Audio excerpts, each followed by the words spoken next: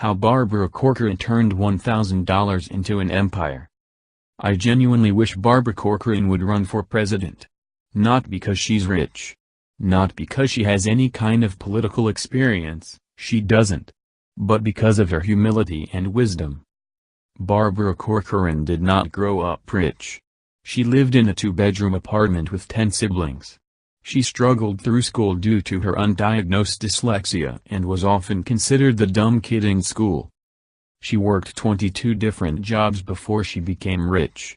It wasn't until she met a guy in real estate that her life began to change. 1.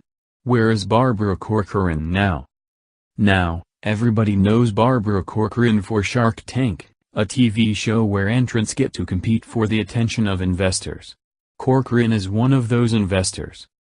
Her years of experience in real estate gave her a keen eye to suss out the best investment opportunities and shy away from bad deals. She's the kind of investor Trump wishes he could be. When sizing up contestants, Corcoran looks at whether the contestants can stand up to the scrutiny of the sharks. She herself muscled through a hard life when she was younger and always hires people who can do the same. But before you start to think that Corcoran is some hard ass with a penchant to hold herself above others, know that Corcoran never forgets where she came from. While she is worth millions, she flies economy instead of first class. She even saves up her airline miles for relatives rather than use them for possible upgrades. Although, Corcoran does bring a gourmet meal onto the plane. She believes that it's your responsibility to make the best out of every situation you're in. She waited until her 40s to have children, but once she did, they were taught humility. When her son was 5, he asked on a plane, "Why can't we sit in those big seats?" Her reply? "Get a job." It sounds harsh, but when you're raising children who never knew want to or worry, you have to teach them the value of work. Gordon Ramsay treats his children similarly. He doesn't let his children sit in first class with him because they haven't worked nearly hard enough to afford it. Sold her company. Corcoran sold her real estate company for $66 million in 2001. It was a company of over 800 employees that she had built from the ground up. She sold the company because she wanted to focus more on her children. But Corcoran, having lived a life of hard work, couldn't just stay home. She began making appearances on shows like Good Morning America and The Today Show.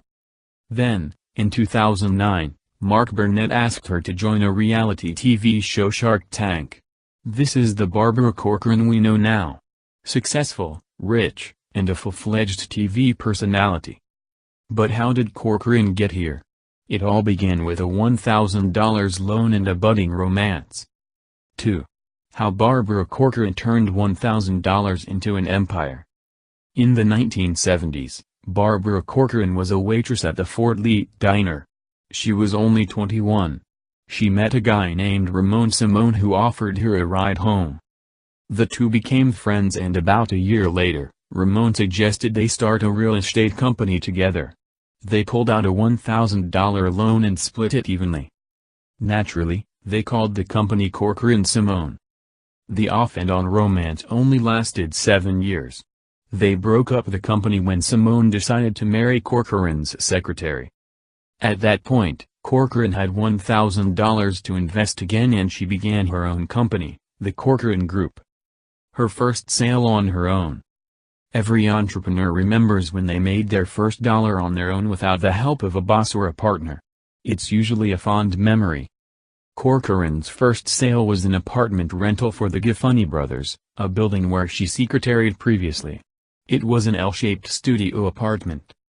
When she went to place the ad, she noticed that every other apartment offer read the same. She went to Giffany and asked if they'd be willing to build a partition so she could advertise a den. The super agreed and she placed an ad that said, 1BR plus den, 340. All other ads read, 1 bedroom 320 a month. She got 80 calls the next day. Splitting the business. Corcoran Simone hadn't officially split off at this point. And Simone showed up looking for his half of the new business. They split the clients 50-50 and Corcoran eventually moved a floor above. She says that her choice to move up a floor was a positive psychological move. Being below the guy that dumped her for her secretary would have hampered both her mood and her ability to work. Over the next 20 years, the Corcoran Group went from a one-woman show to a company of over 800 employees. Barbara Corcoran built an insanely successful career off of that one sale. What can we learn from Barbara Corcoran? Corcoran saw something other people didn't. While her move to build a partition to create a den in her apartment rental was a gimmick, it set her offer apart from others.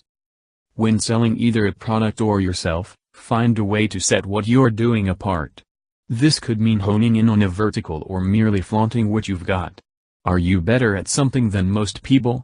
How can you use that to help or impress others? Barbara Corcoran devoted her later years to setting herself apart. She claims that even now she works harder than anyone her age.